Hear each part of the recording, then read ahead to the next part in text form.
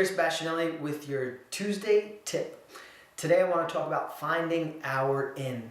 I want to talk about finding our connection point with people that we have no seeming connection with. I remember being in Thailand and I was sitting with a handful of tuk-tuk drivers. These are motorbike taxi drivers. It was late at night, we'd been joking around, and I wanted to bring the conversation to a deeper level. So I said, guys, what is it that you don't have in your life that you want?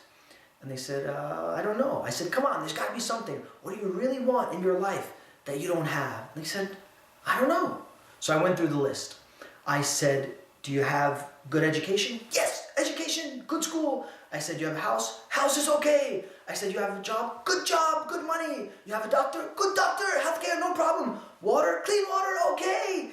And I went through the list. I said, you have a good doctor, you have healthcare, you have education, you have clean water, you're making money, you've got a house. Is there anything else? There's got to be something in your life that you want that you don't have. And they looked at me and they said, Chris, what do you want in your life that you don't have? And I said, it would be nice to have a girlfriend. And they said, same in Thailand. And that moment brought me to a level of feeling in my body that these people were human beings just like me.